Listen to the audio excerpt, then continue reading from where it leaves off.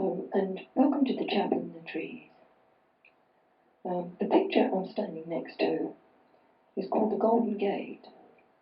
It depicts the return of Jesus in glory with the angels and the hosts of heaven to the Mount of Olives there, as prophesied in Zechariah 14:4.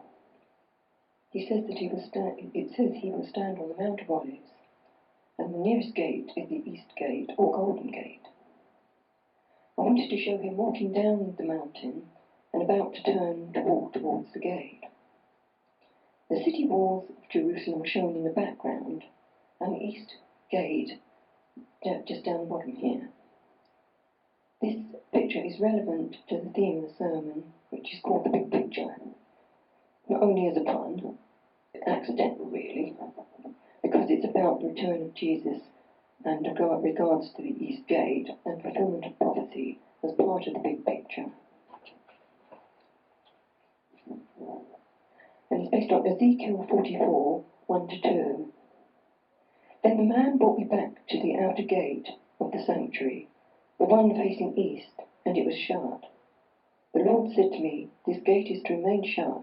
It must not be opened. No one may enter through it. It is to remain shut, because the Lord, the God of Israel, has entered through it." This prophecy was given at a time of international upheaval. Ezekiel was among the exiles in Babylon. The prophecy at this time must have looked distant and not much cheer to the people of Israel, who were at this time scattered abroad or living in poverty in their own land. The royal line had vanished, and there was little to indicate their old way of life would return. But Ezekiel speaks of future redemption with a new covenant and a rebuilt, restored Jerusalem, a revived Davidic kingship with a worldwide recognition of the Lord, and peace and healing. This prophecy is all part of God's big picture, which does offer the ultimate hope. Here in Ezekiel 44, Ezekiel has shown the city of Jerusalem at a future date. Around Jerusalem in the walls are 8 gates, and Ezekiel is taken to the east wall, which faces the Mount of Olives. Now fast forward 600 years. In Matthew 21, 1-5, Jesus enters the city by this east gate. And 600 years before this, God is saying, Jesus, the Lord of Israel, rode through this gate and was rejected by the religious authorities. So I'm going to block this gate up and no one can use it. The Jewish people believed that it was through this gate that the Messiah would come in his glory. And when Jesus returns, Scripture says he lands on the Mount of Olives. That's in Zechariah 14:4. And the closest gate is the East Gate. This prophecy is that the gate is shut somewhere between Jesus going through it the first time and when he comes back. In Luke 13:34, just before Jesus went to Jerusalem, he said, "I have longed to gather your children together as a hen gathers her chicks under her wings, but you were not willing." And when Jesus wept over the city in Luke 19:41, he was saying that they had not recognized him as the presence of God with them. And it seems Jerusalem has been fought over more than any other city in the world. There follows a long story, both sad but ultimately hopeful. When Jesus rode through this gate in 33 AD, this gate became known as the Golden Gate. But it was also the beginning of the great troubles for Jerusalem. The Romans came in 35 AD, and in 70 AD they sacked the whole place. In 614, the Persians took the city, and in 638, the Muslims took over. In 969 AD, the Egyptians took the city, and then in 1017, the Turks took over the city and began a period of time called the Crusades. And the city changed hands and went this way and that, until finally, in 1517, it goes back into the hands of the Turks. Until 1917, when the Bible-believing British general marches in. He was called Allenby, and he takes Jerusalem. In 1948, Israel became a nation again, and this started another period of attack by the Arab world. The part of history of Jerusalem we want to look at is 1517, when the Turks took over. And the leader of the Turks was a man called Sultan Suleiman the Magnificent, obviously very modest. He looked at the city and said he would rebuild the walls. When he started rebuilding the walls, he came to the east wall. He found the remains of an east gate, but noticed there was no path leading to it.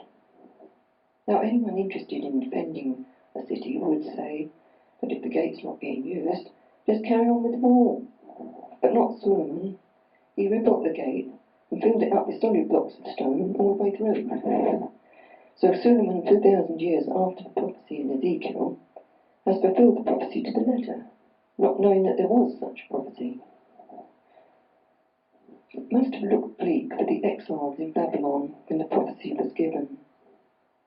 It must have felt as if everything had turned to dust and ashes in their mouth. Hard to see a big picture.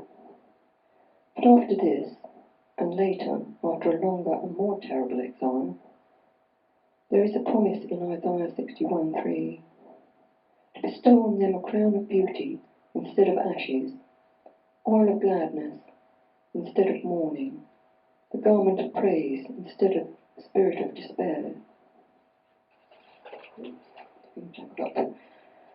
And a further promise that they will rebuild the ancient ruins, restore the places long devastated. They will renew the ruined cities that have been devastated for generations. And they really were devastated for generations, and the whole place was like a desert. But Israel has literally made the desert bloom, and leads the world in many areas of research and development.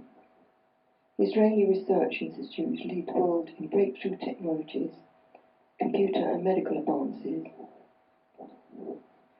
And all this too is part of God's big picture. There have been times in my life, as with most people, I suspect, when it's been hard to see any future, let alone a big picture. And as Christians, we can feel like exiles in our own land at times.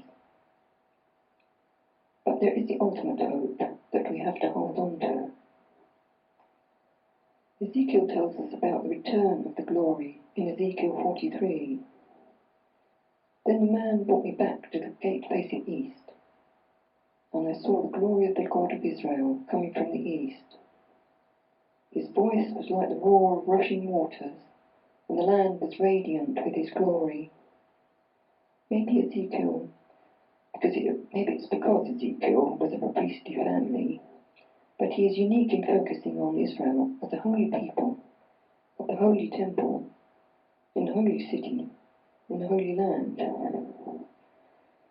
That like all people fail, but God does not, and his promises to David overcome all forces and powers against them.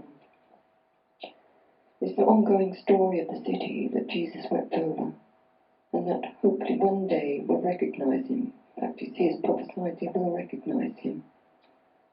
We are promised in Revelation 21 there will be a new creation and a new Jerusalem, and God himself will wipe away every tear from our eyes. There will be no more death or mourning or crying or pain, for the old order of things has passed away. And no matter what advances the modern world may have, it can never compare with the promises in this big picture. And the big picture there shows the heavenly host coming with him. And hopefully it shows up on there, I'm not quite sure. But yes, it shows the heavenly host coming with him, and hopefully that you can see the bit where he comes round to the Golden Gate. I'm not sure if the Golden Gate shows up, but hopefully it does.